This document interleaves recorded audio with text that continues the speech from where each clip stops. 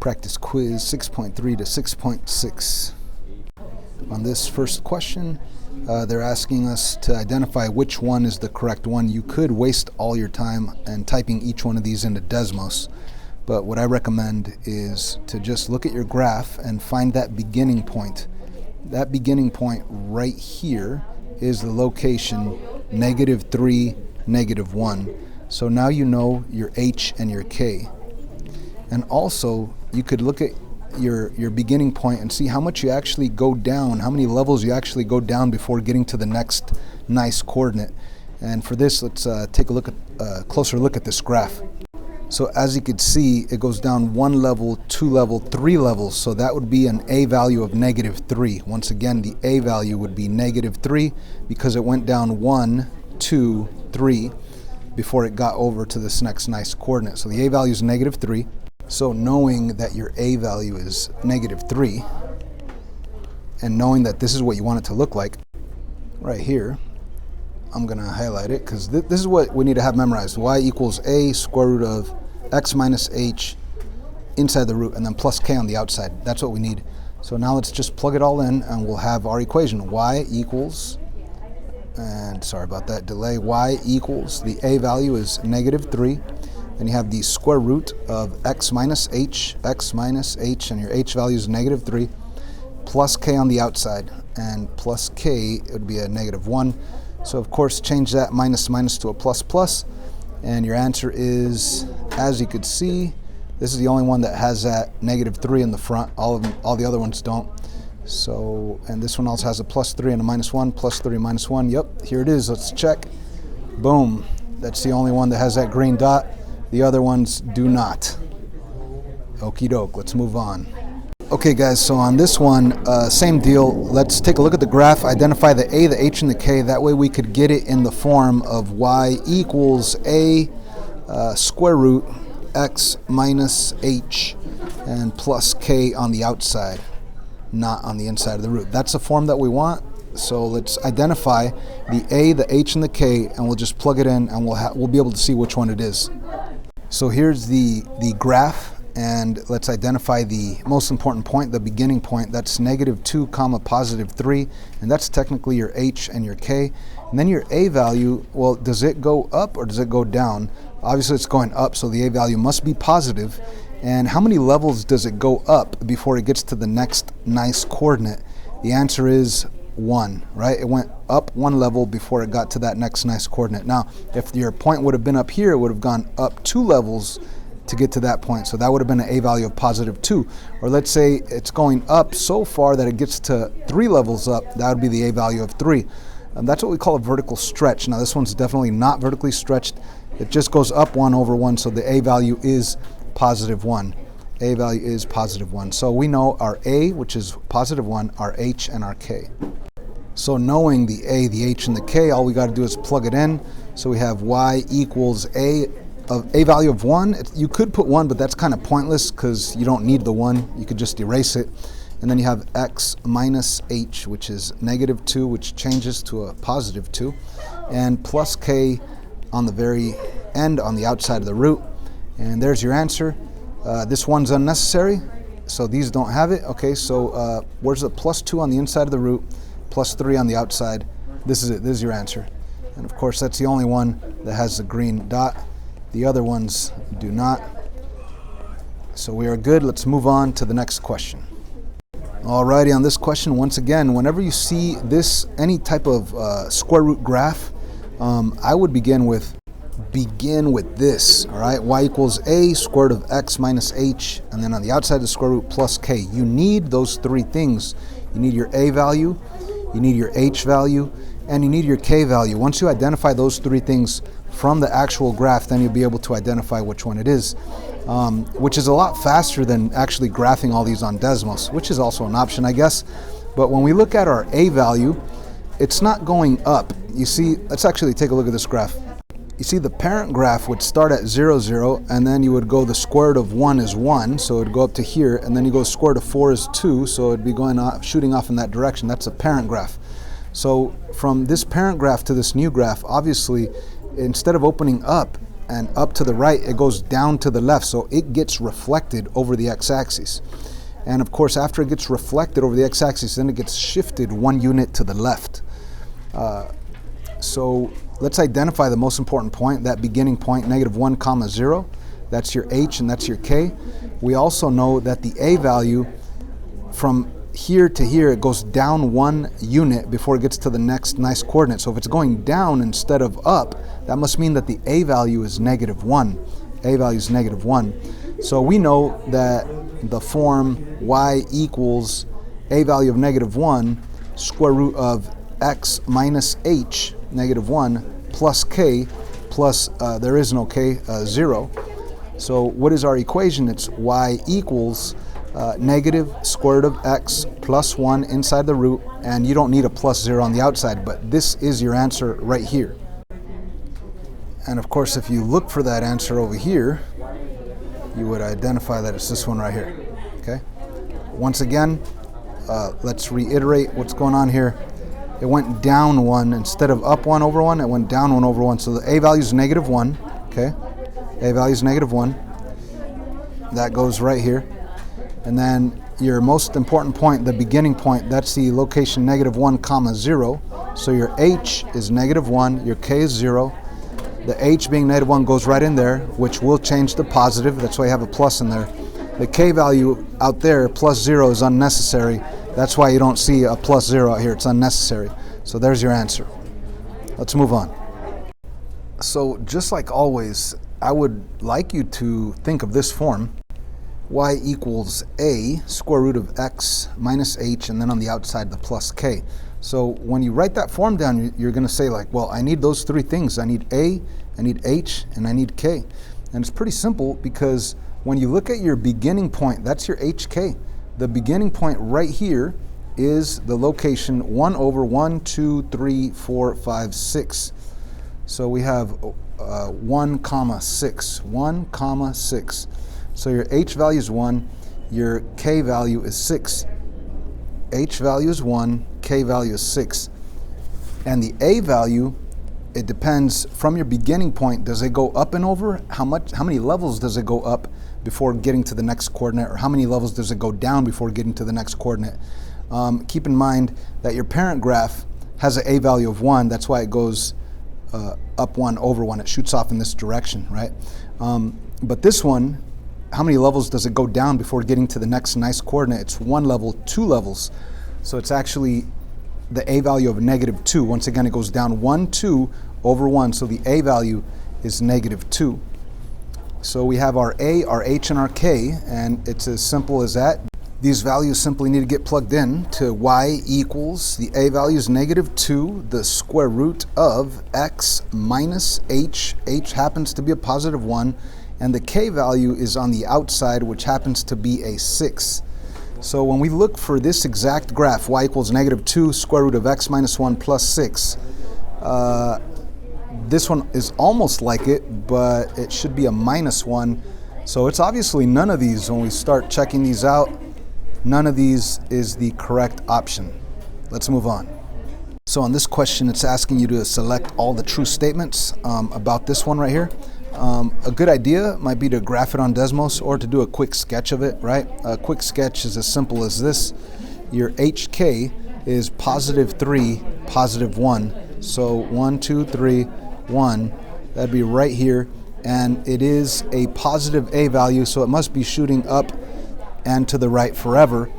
And if we think about that, shooting up and to the right, it does get vertically stretched by 2. So it's a little bit wider, it goes up faster. Anyways, this graph only exists in quadrant 1 of the XY plane. Does it only exist in quadrant 1? Yes, it'll never go down. It's always going to continue to go up and to the right forever. It's never going to touch quadrant 2, quadrant 3, or quadrant 4. So this is a true statement. That's why we see a green dot right here. How about this? The domain is x is greater than or equal to -3. Well, is this dot over here at -3? No. Right? What is the domain? Starting here at the x value of 3, the domain is x is greater than or equal to +3. After all, it begins at the x value of 3 and it goes to the right forever. So greater than or equal to positive 3 is the answer. That's why this one's not true. That's why it's a red dot right here. This is not true. Okay, false. Okay, what else? The graph will pass through the coordinate 4, 4. Well, we need to think of what a coordinate is. So is it going through 4, 4? It looks like it, but we can't really be completely sure about this graph. It's probably a better idea to remember that a coordinate is an x value and a y value, which is an input and an output. So if I input 4 right in here, 4 take away 3 is 1. The square root of 1 is 1. 2 times 1 is 2, and 2 plus 1 is the output 3. So when I input 4, I get an output of 3, not 4, so that's incorrect. So that would be a different story if it said that it'll pass through 4, 3. Yes, it would pass through 4, 3. It does not pass through 4, 4. Remember, x's are your inputs, y's are your outputs. So what this coordinate says is if you plug in the number 4, you're going to get out the answer 4, and that's incorrect. You plug in the 4, 4 take away 3 is 1, square root of 1 is 1, 2 times 1 is 2, 2 plus 1 is 3, not the output 4. Okay, so that's why this is incorrect as well. That's why there's a red dot right there. The next one says the range is y is greater than or equal to 1. So this dot on our sketch does start at the coordinate 3, 1. So it does have a y value of 1 and it is above. Remember, the range of your y values above or below. So it does start at 1 and above. What inequality do we need for that? Y is greater than or equal to 1. So that is definitely a true statement there. That's why we see a green dot right there. This has a vertical stretch of a factor of 2. Absolutely, that 2 makes it vertically stretch. So that's a true statement as well. So I hope we understand number 5. Let's move on to the next one. So once again, whenever they give you an actual square root function, I would graph it on Desmos or at least sketch it. Sketching it is pretty easy because we know that the h value is -2 and the k value is 3. So -2, 3 is the most important point. -2 on the x, 1, 2, 3 on the y. This is the most important point. And because it's negative at an a value, we know that it doesn't open up, it opens down. Okay, so it would be something like this. Again, this is just a sketch opening down. So it goes down and to the right forever. Okay, so what does this say? This graph only exists in quadrant 1 and 4 of the xy plane. Quadrant 1, it'll eventually get to 4, but what about quadrant 2? So it's 1, 2, and 4. So that is false. That's why it's a red dot right there. The domain is x is greater than or equal to 2. Well, it starts at the x value of -2, not +2. So this is incorrect. And when we check that out, we'll see that it's also red right there. So the domain would have been x is greater than or equal to -2 because it's over here at the -2 and it's greater than or equal to that -2. Moving on to the next statement, the range is y is greater than or equal to 3. Of course, it's less than or equal to 3. So the beginning point is -2, 3. That's your hk. And it's below, it's at +3 or below. So this ain't greater than or equal to 3. We know it's less than or equal to 3. So that's also false. Looks like all these are false. The last one. The transformation from the original parent graph to this new one consists of a reflection over the x-axis, and then it shifts 2 to the right and 3 up. Well, let's think about the parent graph. The original parent graph starts at 0, 0, and it goes off in this direction. And does it reflect? Let's begin. Does it reflect over the x-axis? Yes, it does, because instead of shooting up, it shoots down. So it must have reflected over the x-axis and then shifted from here 2 to the left and 3 up to get to that one that opens down. So that is the only true statement right there. Whoops, I'm sorry, that is not a true statement. Why is it not a true statement? Because it says that it shifts 2 to the left. So that says right, that makes it incorrect. So again, it gets reflected. So this is the green one, reflected over the x-axis. And then it gets shifted 2 to the left and 3 up. So this word right here messed it up, makes it a false statement, which means none of these are correct. So that's the only answer that you select. Another one of these that says which of the following represents the graph shown. Let's take a look at the graph. So let's identify the most important point, the hk value, which happens to be 4, 2. So your h is 4, your k is 2. Not only that, let's identify the a value of this thing.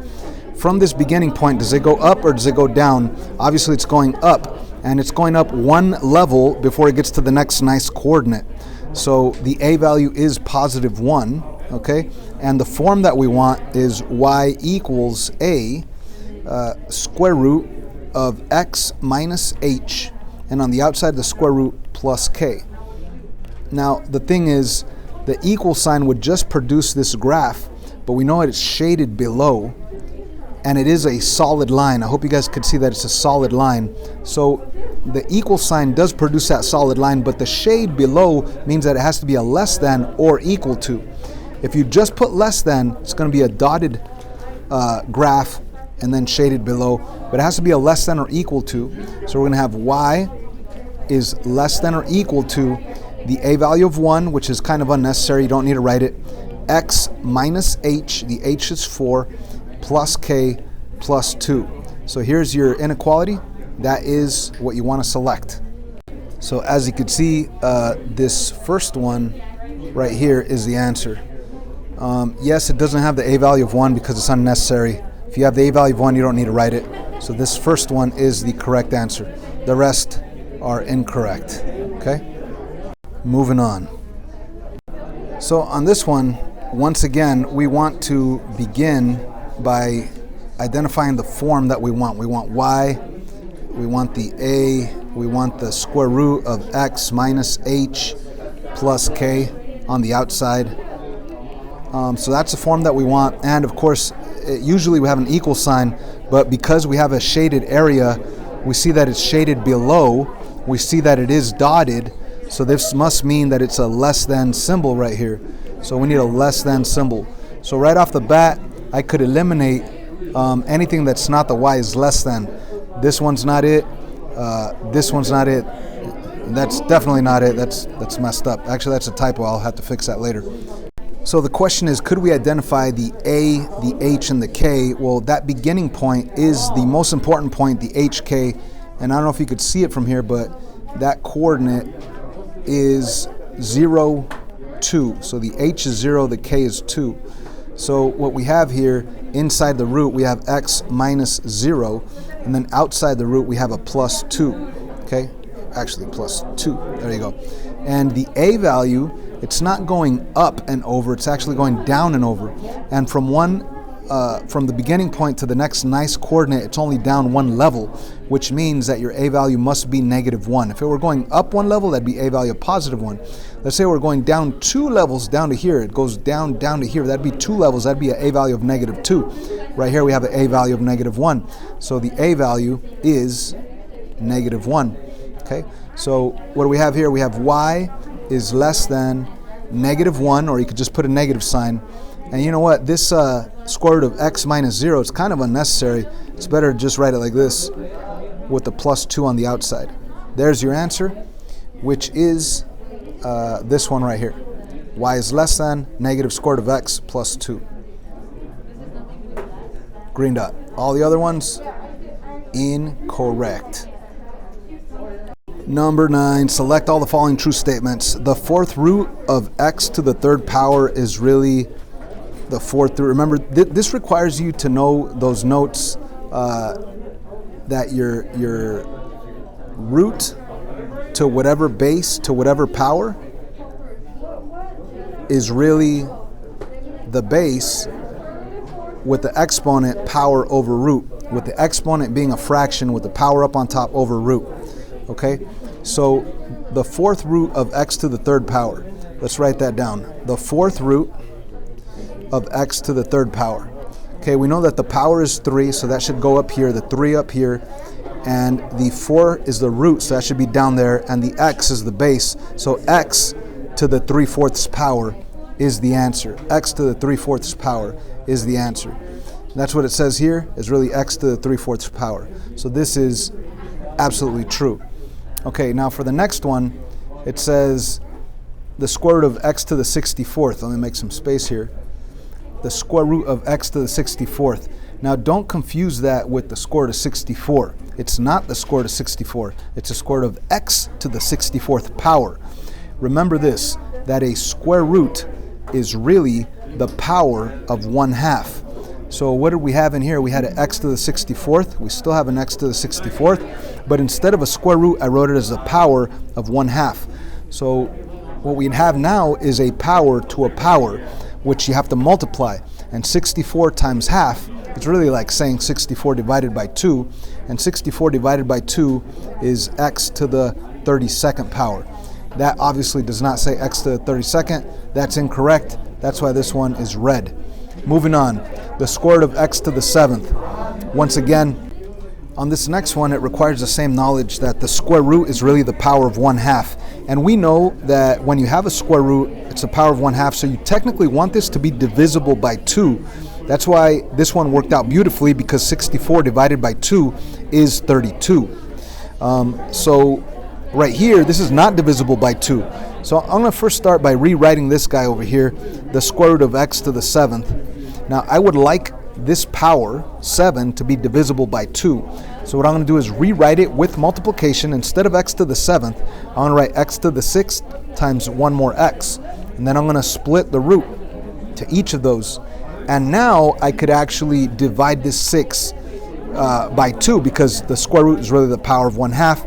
So my first part of my answer, showing my work, it would be power of 1/2 instead of the square root, x to the 6 in there, which means x to the 3rd is my first part of my answer, because power to a power multiply. 6 times half is 3. Now, what about this other one, the square root of x? You can't do anything, just bring it down, square root of x. So did they say that that's the answer, x to the 3rd, square root of x? Absolutely not. So this is wrong also. Let's move on to this last one right here. We're going to have to split that root. So I'm going to make some space here and rewrite it, the square root of 9x to the 8th. And we know that when you have pure multiplication, you could split the root. So you have the square root of 9, and then you have the square root of x to the 8th. And we know that the square root of 9, that's just 3. Beautiful answer, 3, no more square root.